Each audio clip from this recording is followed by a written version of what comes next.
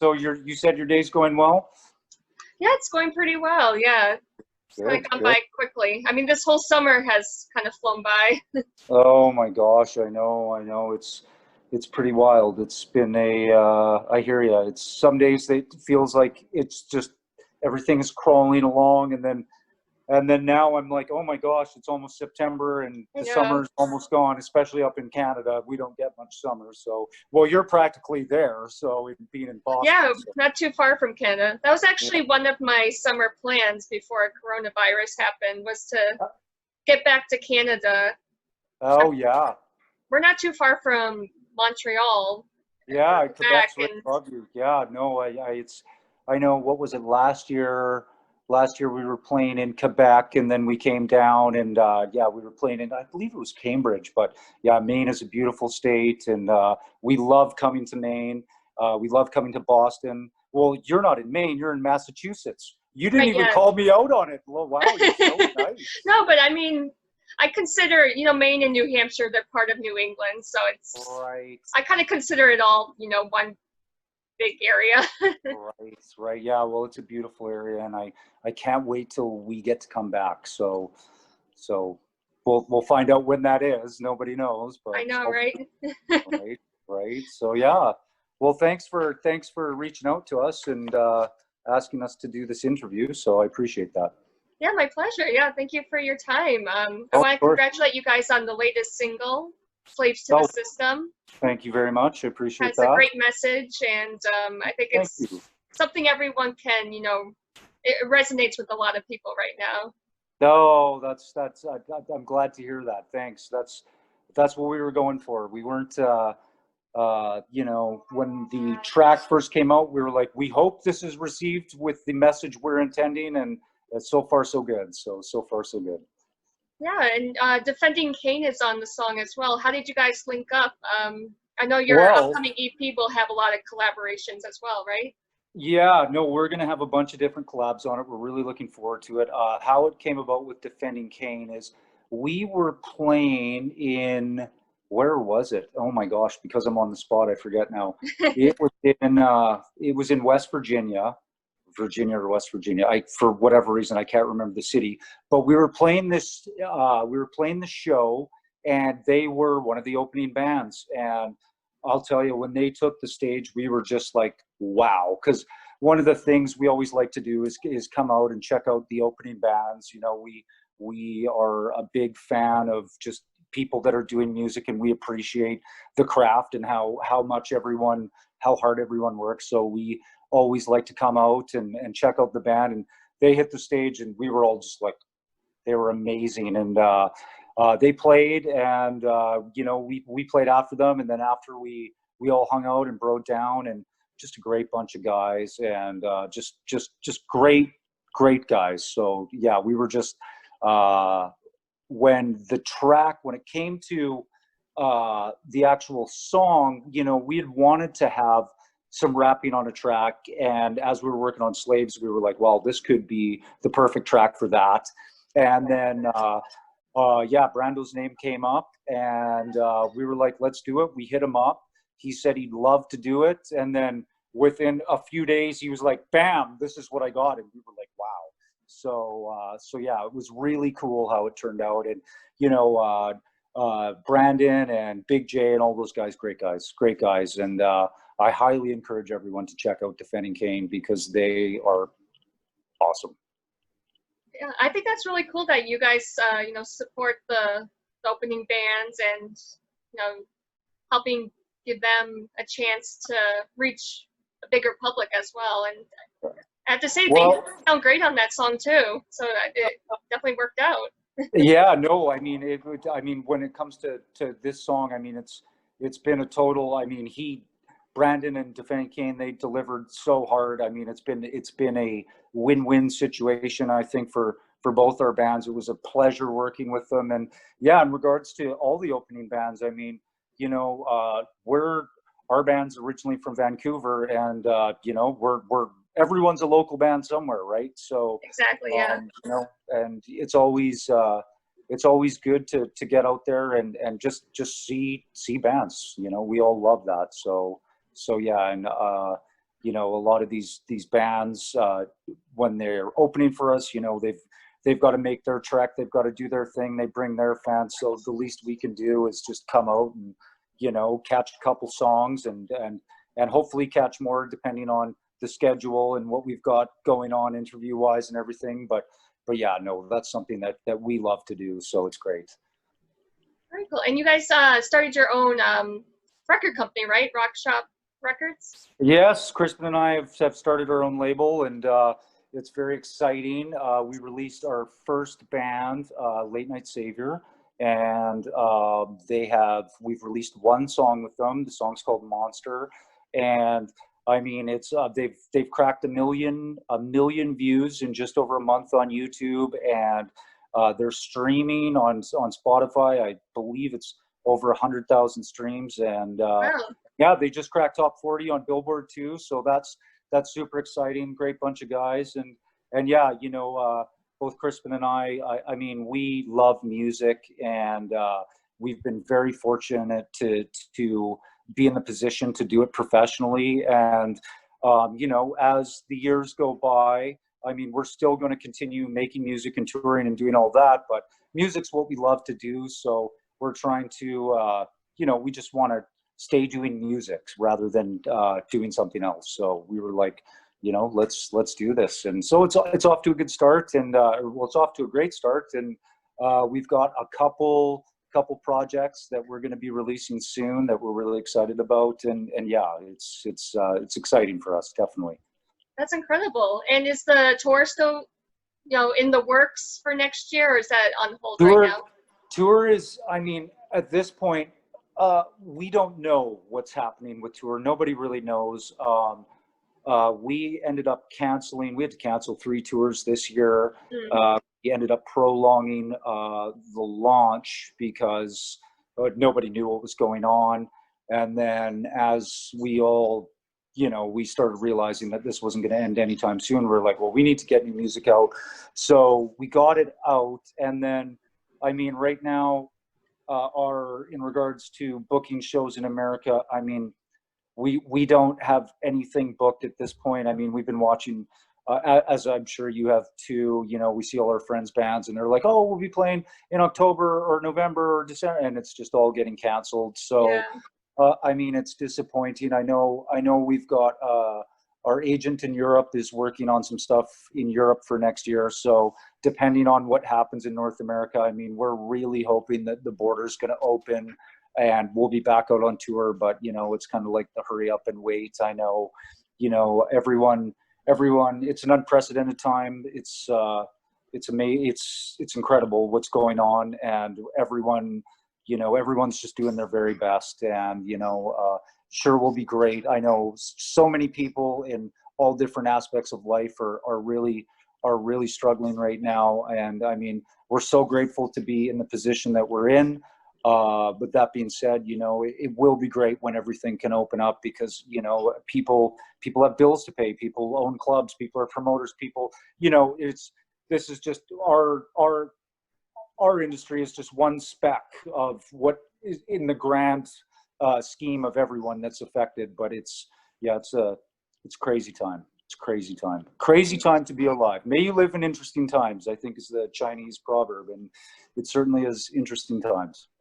I know, yeah. Even here in Boston, a lot of the local venues have already announced that they won't be reopening because they can't, you know, afford to. So I'm hoping once people can go back to shows that they'll flock all the smaller venues and help them out.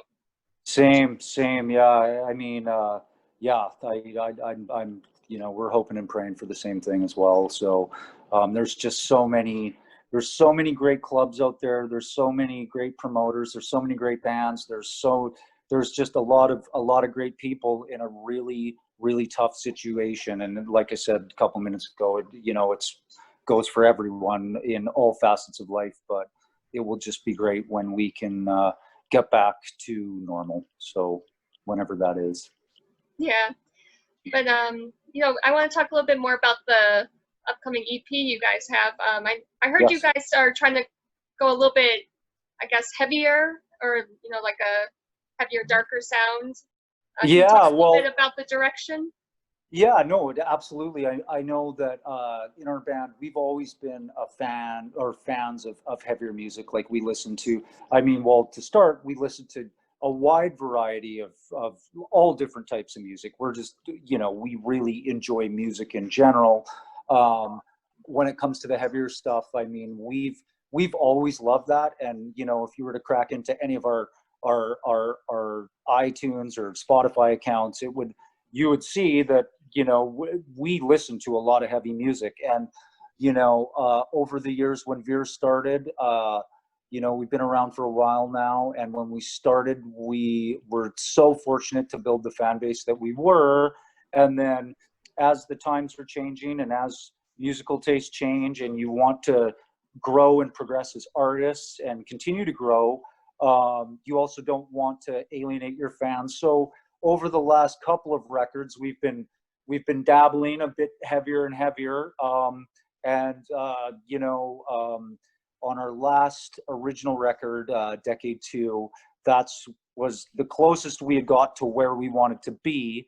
And then we did the covers record, and there was a lot heavier stuff on there, and it was really well received. And yeah, so far our fans have been overwhelmingly supportive of what we're doing, and it's great to take the band in a little bit of a different direction while still maintaining the band's core essence, you know, because that's something we want to do. We don't want to alienate our fans. We'd like to grow with our fans grow with us, and also make new fans. So that's it's really been an interesting process for sure, and it's been great. Yeah, I'm sure it's exciting to be able to explore different styles playing guitar as well, you know, with your music. Yeah, yeah, no, it definitely is. It's one of those things where, like I was saying, to consistently grow and be able to try to do something different than you did the last time. And you know, it's like I was saying before too, you know, there's we really enjoy a lot of pop, a lot of rap, you know, classical music, all over the spectrum. And it can be stressful as you're trying to grow as a band, because, you know, you can work really hard on something, you totally just miss the mark with your fans, and next thing you know, everyone's upset. And fortunately for us, I don't know how, but we managed to just continue to grow. And I guess maybe it's because it's been at a reasonable rate of speed, that the message, because Veer is so much about, you know, whether it's this new track or previous tracks, I mean, the message of hope is probably the main message behind Veer. And so, you know, for what moving forward, as our music gets heavier, we're still, as we're touching on new themes, we're still maintaining that essence of hope and positivity and things. And it's interesting because with that message, we really bring out, it's interesting meeting our fans, meeting new fans from wide spectrums of society in regards to ideologies or political affiliation or whatever. And everyone, it seems to be that when it comes to hope, that's something that unifies people. And that's amazing for us. It's amazing for us to see, and it's very gratifying for us, and it makes us want to continue doing it. So we're very, very fortunate and very grateful for that. Yeah, that's definitely a universal message, and I'm sure it's incredible to have your work, you know, touch people every corner of the world. Oh, I mean, we're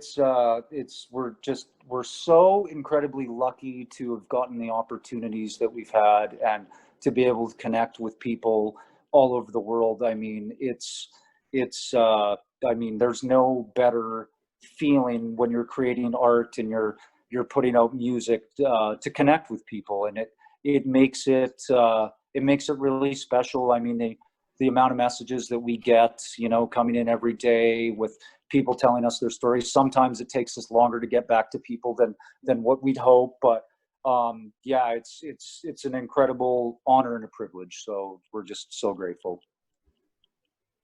I wanted to ask you a little bit about what type of guitar you're playing lately these days. Is there one that you consistently go to play on the records?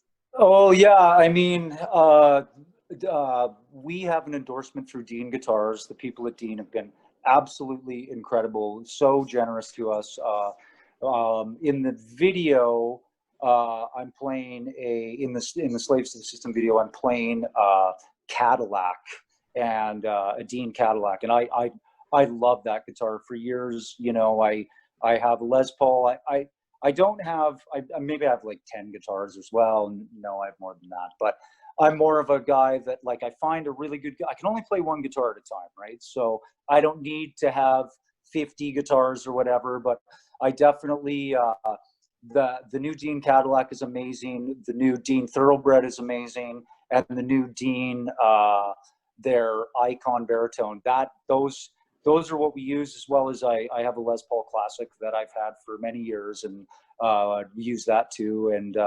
And yeah, so that's what I've been playing. So I'm quite enjoying it a lot. So very cool. Yeah. Well, I wanted to thank you again for your time. Is there anything else that you think fans should look out for in the moment?